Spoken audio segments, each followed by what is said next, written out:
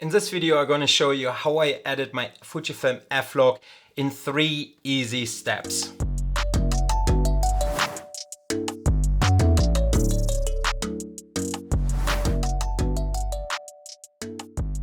But before we're diving into the DaVinci Resolve editing program, there are a couple of things we need to prepare before we're actually coming down to the color grading of our Fujifilm F-Log footage. So first of all, we want to jump onto Fujifilm's website and download their 3D Luts, conversion Luts, which will help us later in DaVinci Resolve to get a better, easier color grade for your Fujifilm F-Log. And if you've done your download or you have downloaded the 3D Luts, you jump into DaVinci Resolve and you update the LUT folder. You drop the Fujifilm 3D Luts into DaVinci Resolve's LUT folder and save it, update the folder, that those LUTs will be later available when we're doing our color grading. If you're struggling to match DaVinci Resolve's timeline to QuickTime Player, there's one simple, easy fix as well. Jump over into DaVinci Resolve, click a wrench icon at the right hand side bottom, go to color management and then change your color timeline to 709A, and this will match your DaVinci Resolve timeline or output of a video later to MacBook's QuickTime Player as well. And with that said, let's dive into the color grading process. So we're now in DaVinci Resolve on the color editing page, and I uploaded 2 completely different clips. One of myself which got shot on an overcast day, and one nice sunny bright clip of a model, just to give you an idea how the process will act or react to different clips. So let's dive into it. So our first clip, all we need is 3 nodes. 3 nodes in DaVinci Resolve, 1, 2, 3. And the first clip is basically our conversion LUT we're going to use. The second clip is going to be our exposure. And the third node, it's going to be our saturation and contrast. That's all we need, 3 nodes in DaVinci Resolve to get your footage usable, ready to use. So then we're jumping over to our LUTs basically, which we uploaded earlier already into DaVinci Resolve. And I personally like to work with the F-Log Gamut 2 F-Log BT709. So basically this is what we're going to apply to our first LUT node. And as you can see, it did slightly add some sort of contrast and a bit of color. And if we're taking this node once off and having a look again, it did add already a bit towards it. So then we're jumping over to our saturation and contrast node, and we're going to add a bit of contrast to it. Freehand, dial it in until you think you got enough contrast in your image. Your black's getting a bit darker, all parts of the image gets a bit darker. So then we're going to come down to our saturations, and I'm going to bump up my saturation to 100%. Don't be worried about 100%. You still can dial it back later if you think your footage is too colorful or it looks too popping on colors. Then we're jumping over to exposure, and then we're having a look at our scopes. I personally like to work with scopes. I just read them easily. I know at the top I'm gonna clip my highlights, at the bottom I crush my shadows. So I personally like to work with scopes because they are just easier for me personally to read. So at present we have a good overall balance of image or exposure, and nothing is clipping, nothing is crushing on blacks. So it's a good, well balanced footage. Also keep in mind that as better your footage is exposed, as easier your color grade will be. So far this is where we stand. This is how our footage looks. And we just added a lot. We added a bit of contrast and we boosted up saturation. So it looks pretty good so far. So then I personally like to bring down my shadows a bit, because we're gonna bring down the black in a tripod a bit. My jumper can be a bit darker. So we're working with our lift wheel and just play around and watch the scopes that we don't crush any blacks and dial it in how we think it looks alright. We don't crush any blacks at the scopes. Then I jump over to the gain. Gain is basically our highlights, and I boost the highlights usually up just below clipping the highlights. And then we're having our look at our scopes again, and so far we're having a well balanced image. And then we're jumping basically back to our saturation and contrast window, and we're going to finish off our clip in a saturation and contrast node. And that's all we need, 3 simple nodes in DaVinci Resolve. So if we're having quickly a look how it looks, it doesn't look too bad at all. We're going to do a few more tweaks. We're going to add a little curve to it.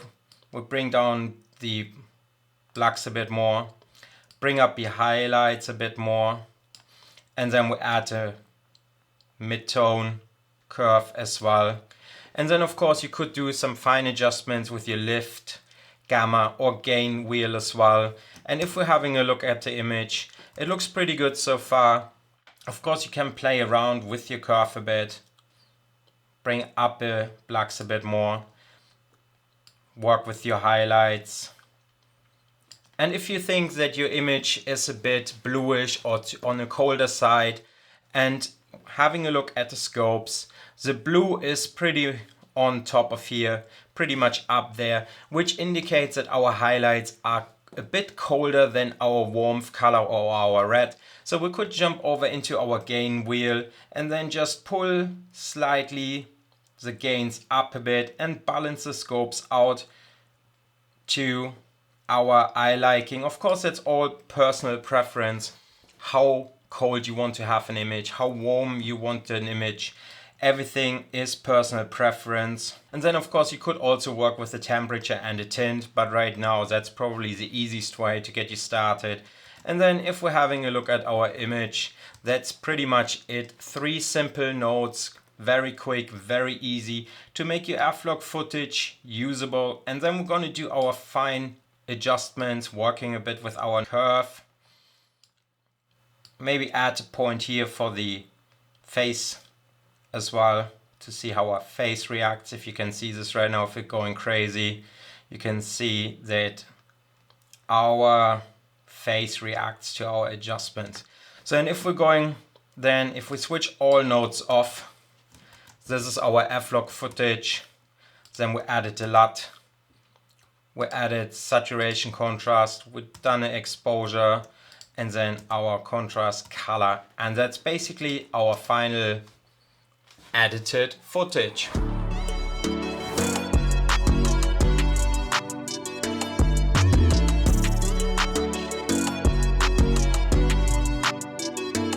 So now we're coming to our basically second clip, and again we're starting off looking for our frame, which is important, which gives us the best overall idea of how the whole footage clip will work. So I'm going to park it somewhere here because we're going to have the model's face, which we focus on as well in this moment. So then we're adding all 3 nodes again. The first node is again our LUT node, our conversion LUT, which will help us to transform the f-log footage into usable footage. The second node is exposure, and the third node is our saturation and contrast again. So then we're jumping over to our LUT folder again, and we're choosing the same LUT this time again, the f-log gamut to f-log BT709. We apply this to the current node, our first node, and as you can see, it did already something. It added a bit of color to it and contrast, and it gave us a slight transformation already. So now we're jumping over to our saturation and contrast window again, and we add a bit of contrast to it. Again, freehand, have a look how it looks like. It was a pretty sunny day, so we can add a bit of contrast to give it a bit of darker shadows here at the bottom. The trees can be a bit darker. And then we open it up slightly with a pivot. Then we add our saturation back to 100%, and it doesn't look too bad already. So then we're jumping over to exposure, having a look at our scopes. As we can see that we're crushing the blacks a bit, and we're just sitting below clipping highlights. So now we could say, okay, we could lift the shadows a bit until they don't crush anymore, but then you wash out your image already. So let's undo this. I personally think even though if we're clipping a few shadows or crushing a few shadows, overall the image looks pretty well. And the second one I would do is definitely bring down the shadows a bit more, because I want to have this contrast. I want to have this contrast between bright sunny day and the shadows at the floor where the plants are. I do want this contrast, so I probably would need to crush a bit the shadows. So then we're coming over to our gain wheel again and working with our gain, which is basically our highlights. And again, if we would bring this up, our gain wheel up, then we might clip a few highlights. It's purposely done and it still looks alright. So overall the image doesn't look too bad. Of course you could work with your offset as well. The offset will react to the overall image. So I like to work with my lift and my gain wheel to do my adjustments. Then we're jumping back to saturation and contrast, and we're again adding a little curve to it. So we'll bring down the shadows even further. So now you can see proper shadows going at the bottom where the plant's sitting, where her shoes are. You do see the shadow. Then we add a bit of highlights to it again. So now we might blow out our highlights here in a corner, but that's purposely done because we pay attention that our model is properly exposed as well. And then we work with our midtones again. In this case I do bring the midtones a bit down. And then overall the image doesn't look bad at all. Now we're having a look at our scopes. Our scopes are fairly stretched at the moment. And again, the blues are quite up there. So we could add a bit of warmth into the highlights because it was a very nice sunny day. It was actually a very sunny day, no clouds or anything else. So we could add in our gain wheel a bit of warmth to it and push the red a bit up and get a warm feeling in the image. And if we're taking all nodes off and having a look, this is our F-log footage where we started. Then we added our Luts to it, which gave us already a bit of contrast color into the image. Then our exposure, and then basically our saturation and contrast. And this is basically our final image. Here we go, guys. 3 simple nodes in DaVinci Resolve. A conversion LUT to give us a bit of color, a bit of contrast to the image, a bit of exposure, and then a bit of saturation and contrast, and you get your footage basically from here to usable. Very simple, straightforward. Of course you could do way more in DaVinci Resolve. You could add sharpness, you blur things out, you pay attention to certain areas of a footage. But right now we're talking from getting your F-log ready to use, from a flat profile picture down to a colored version, which you can use on your social media, on YouTube, or wherever you wanted to use it. If this video was helpful to you guys, let me know in the comments. And with that said, I'm gonna see you, my friend, very soon in another video. Cheers, mate.